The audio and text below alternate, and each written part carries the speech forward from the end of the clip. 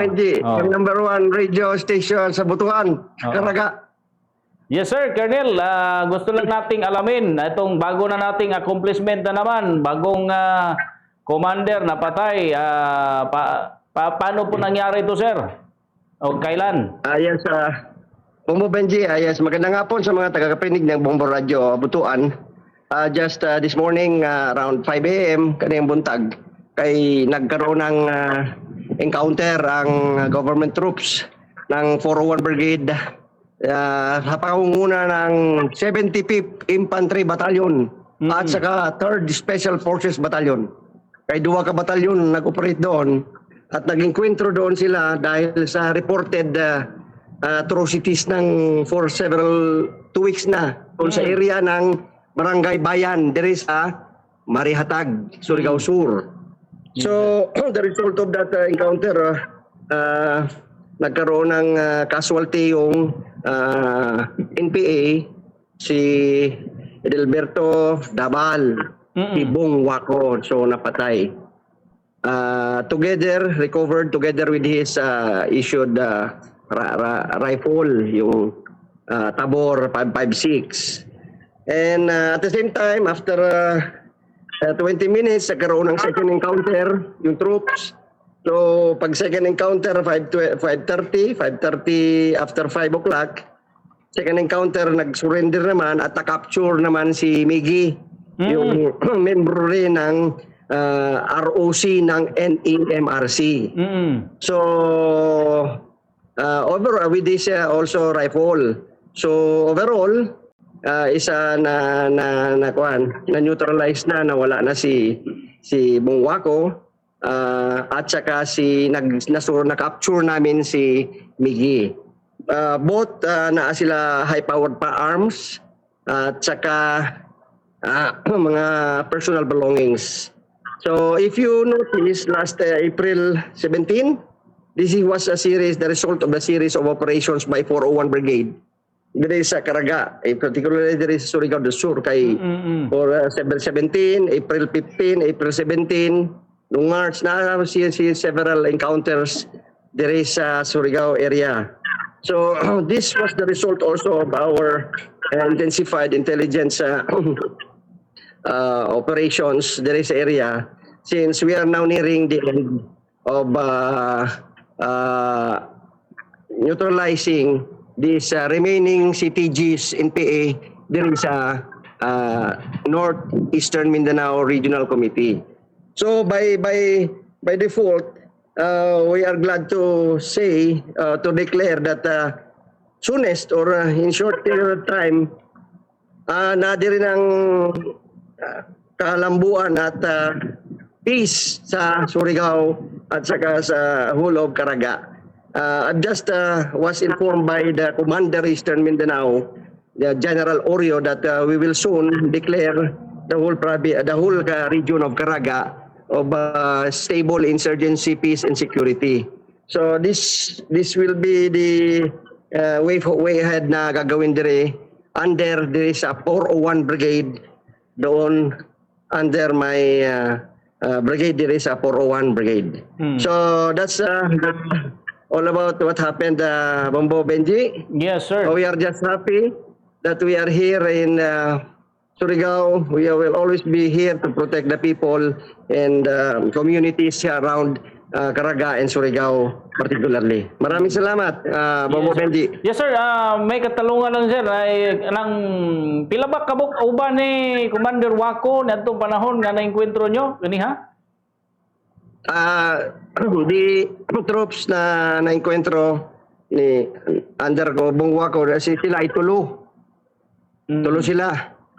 So napatay, nawala si Bong Wako, na-capture si Miggy, at pa isa nagdagandagan. Hanggang ngayon, we are still conducting pursuit operations. Si Tarzan. Okay, sir. So, mauban ni sir, katong imo na-mention last time, na-interview po ka nako, na pila na lang sila kabuok, kaning grupo ni Wako. So, in short, wala naging mga remnants na, sir, sa area. Unsa ba ni nga kuan, sir? Unsa ba ni nga grupo, sir? Ito ay the operating staff ng Regional Operation Command ng Oo. NEMRC. So ROC ni si Bong Dabal, ay si Bong Wako, si Dabal. ROC siya i-acts as the head or CEO ng ROC. At the same time, he acts also dual doon sa NMRC as second or first deputy doon sa taas sa NMRC. But basically, if you will count that, naaba, MPA na isa lang, kay mangyari doon, we are pursuing na kung remaining na siya dyan, magsusurrender na lang siya. We expect him to surrender yung mag-isa na lang si Tarzan. Mag-surrender na siya kay Diri. Yung na-capture namin, wounded, tinamaan, ayahin ang buhay niya karon. Andun sa ospital, okay na okay siya. Pinagamot namin, pinakain, binihisan, lahat na binigay namin sa kanya yung na-capture. So buhay siya, captured. Pero sir, ano ba, may mataas po rin posisyon itong na-capture? Member siya, of course, security siya ni Bong Wako. Member siya ng ROC. So, pasabot ani sir, nga wala sila naminaw sa imuhang panawagan nga mo-surrender na lang para at least man lang buhi, no? May lang ganito na-capture nga. Yeah. By the way, I give due credit to Battalion Commanders dire ng Special Forces, si Colonel Pangandoyon, at 75 si Colonel Pardilio, andire sila duwa. Kaya sila nag-operate doon. Kaming tulo, nag-operate doon. Tuluman yung sila Bong Wako. Di tuluman me. Eksakto. Eksakto. Tulo sila. Tuluman me.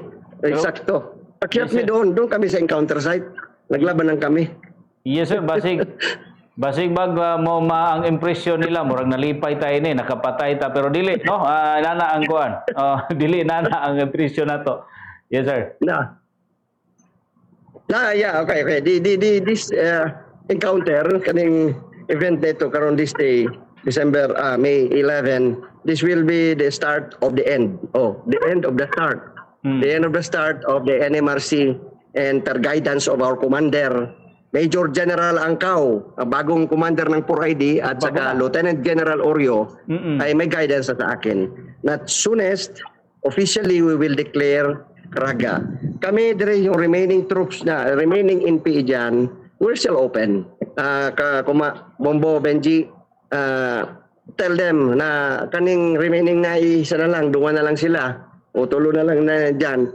The arm for the army is here. The 75th IB, 3rd Special Force for 1 is welcoming them. We will receive them to surrender. Wala na. No, there's no more time for them. Maganda yung buhay. Maganda yung buhay nila, buhay na buhay. We will provide everything for them. So, kami pasalamat din, buong tao diri sa Surigao Sur. I've just talked to the Governor Pimentel, was very happy about the sort of this event, of this incident. So, we will continue to protect the people and the society, communities diri sa Surigao del Sur. Yes sir. So, ibig sabihin, malapit na sir ang declaration of free insurgency free. Dahil wala na to, isa na lang yung hinabol. Oo. Pero hoping tayo na mo surrender na lang. Yes, yun ang of course nandun kami sa mag-surrender na lang. Doon kami sa side na yun. We want peace. Ayaw namin ng counter, of course. So, ayaw lang din namin na mag-hasik sila dyan sa communities. Gumagawa sila ng extortion. Naghingi sila na isa ka sa bugas doon sa mga bayan, tapos magreklamo yung tao. So, na-inform kami. So, yun ang ganun nangyari. Taga saan ba to si Commander Wako, sir? Ang roots niya is Davao de Oro. Davao de Oro. No, Davao de Oro. Remember, Bong Wako started his journey sa MPA 1984. 14 years old siya. So, karon is 42 years na sa service ng New People's Army. Nako. So, ngayon lang siya na neutralize after 42 years under 401 Brigade.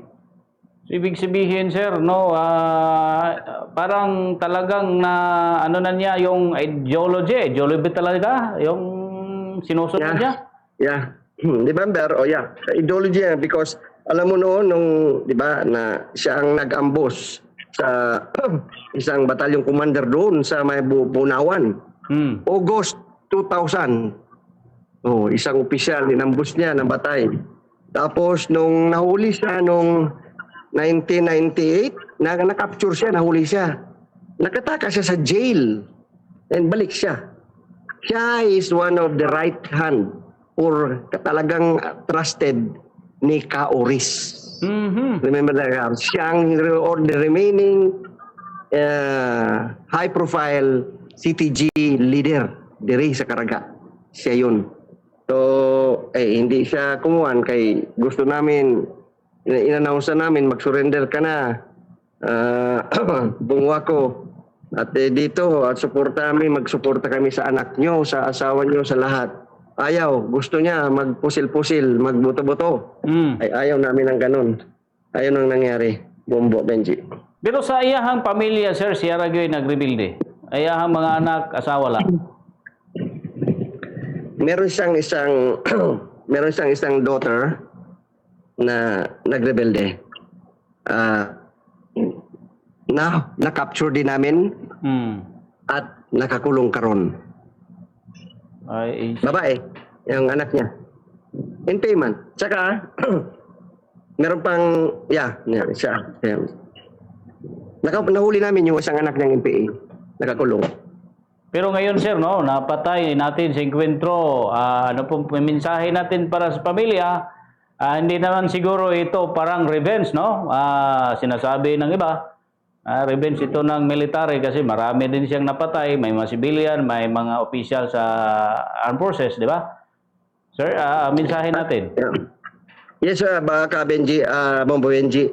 We do not glorify or we do not make the sense of the word of revenge. Ang amin lang, we mourn. Kaya ang Philippine Army, we mourn of the demise of Bungwako. So, ang kahamin, nanginginayang kami, sayang, because there were so many efforts. Kaya may effort na kami magpunta sa kanya, sa family niya sa Surigao, at nagsabi na kami na mag-surrender siya. Sayang, yun ang word namin, sayang. So we mourn his passing, si Bungwako. Sayang din nga. Ayaw namin kung ganun sana.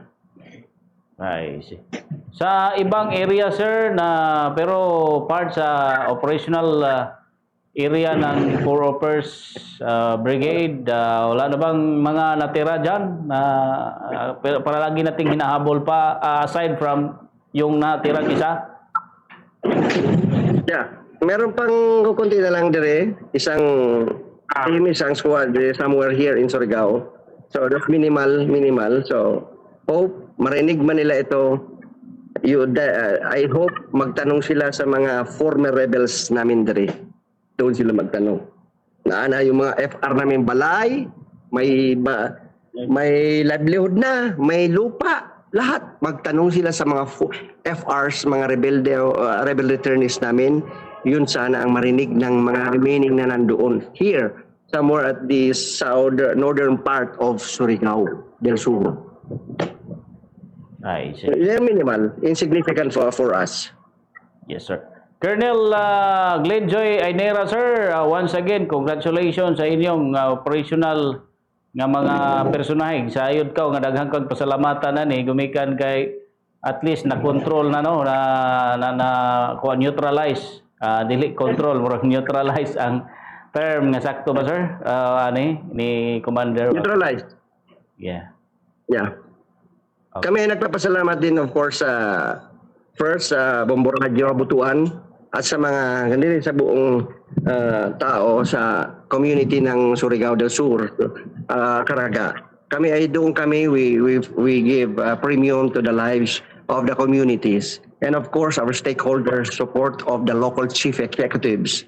And salamat sa aming magigiting na sundalo na nagsakripisyo para sa diri sa Caraga. 75th Infantry Marauder Battalion at 3rd Special Forces Battalion. Thank you so much, sir. Colonel Ainera, mayong udto sa inyo dia. Congratulations. Yeah, thank you. Yes, sir. And good luck. Yan o bati mga kabumbo si Colonel Glenn Joy Ainera, ang acting